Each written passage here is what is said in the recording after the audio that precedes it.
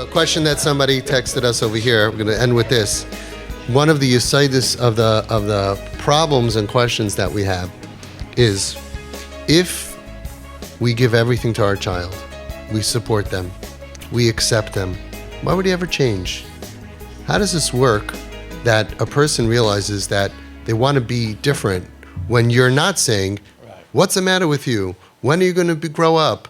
I'm not happy with you. Or at least, we're not talking about being abusive. Let me just show him, no, I'm not happy with this behavior.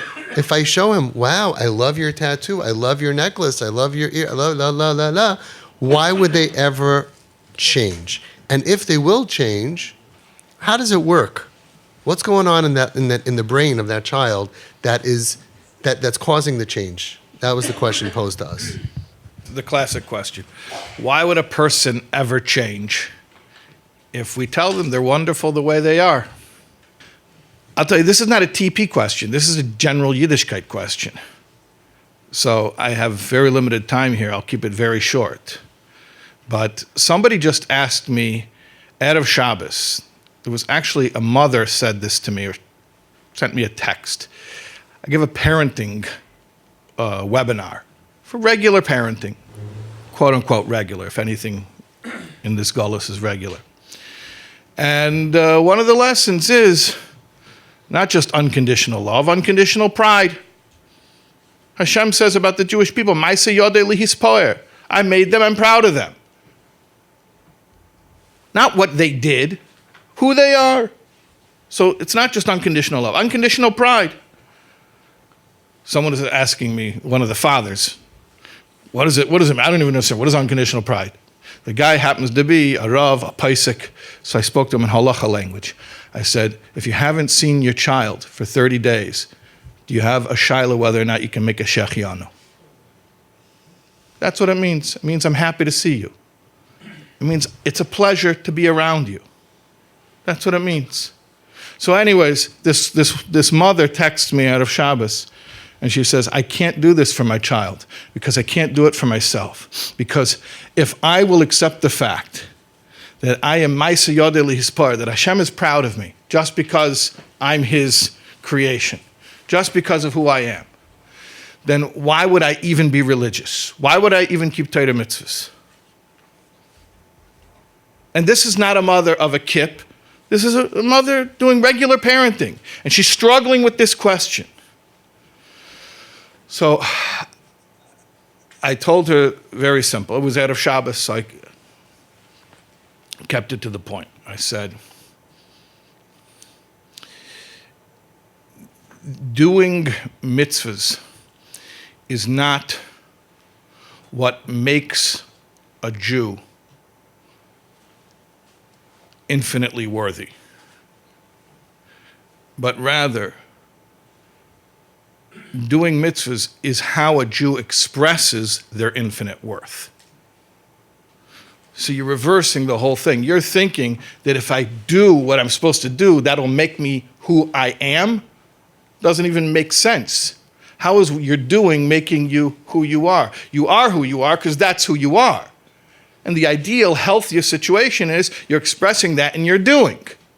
We all agree the healthiest way of doing for a Jew is to do in alignment with their being, is to behave like a Fruma Yid, obviously.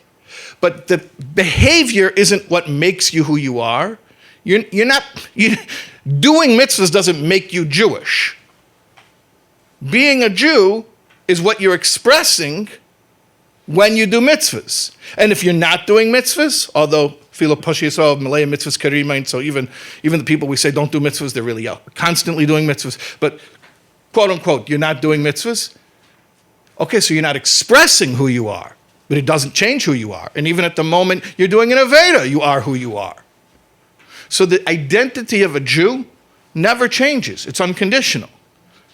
And what are we in awe of in a Jew? Who they are, their essence. Chelik Elikah Mimah. And that never changes. Even when a person is doing things that are directly antithetical to their identity. So what I'm telling you is this is not a TP question. This is basic Yiddishkeit. How should you look at a Jew? Should you look at them as having conditional worth? having to acquire their worth, having to prove it and earn it? Or should you look at them as having an essential identity? They are who they are. They are a chelik elika mimal. And ideally, when people are healthy and happy, they'll express that in their behaviors. And if they're not able yet to express it in their behaviors, fine, but that doesn't change who they are. And more importantly, because I don't want this to remain on the level of religious philosophy, when I say it doesn't change who they are, let's say this in very emotional terms, practical emotional terms. It doesn't change our emotional reaction to them. So even when they're behaving in ways that we don't particularly care for, we're still proud of who they are. It's a very difficult concept to grasp because we normally think of pride as I'm proud of what you did. Accomplishment-based pride. I'm proud of your accomplishment. This is a different type of pride. This is ma'aseh yodei lihispoer. Hashem says, I'm proud of the Jews just because they are the Jews. It has nothing to do with the Jews' level of observance. So this is not a TP question. And I told you this last time that I was here, that really those who paid the tuition, who earned this education, and the price for the education is a lot more than just regular skar limud. Those who got the education here really are the ones who have to teach the entire community about this. Because this is far more than just teaching people to be compassionate for OTD kids. This is about teaching people basic Yiddishkeit, which is lacking. People don't understand the identity of a Jew. They don't understand what makes a Jew Jewish. That's a big problem.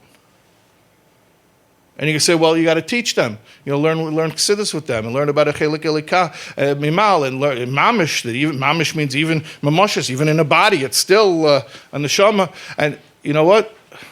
That's a nice theory. The problem is, I've seen too many people who learn those sfarim and they also don't get it. So I guess they need to hear it from you. They need to hear from people who put their money where their mouth is, people who really live it. So I reject the premise that this is a TP question. If you give a kid acceptance, why will he ever change? You mean if I tell you the truth about you, that's going to damage you? If I know that you are a neshama and that you can never do anything to change that, if I know you have infinite value in Hashem's eyes and nothing you do can ever change that, how would that hurt you? How could that ever? Tell me any scenario where telling that truth would be wrong. It's wrong not to tell that truth. We tell a lie when we tell people that in order to have worth, in order to have value, you need to do certain things. That's not true. You're reversing the cause and effect. It's a terrible reversal. Tell them the truth. You have value, infinite value, unconditional value, intrinsic value.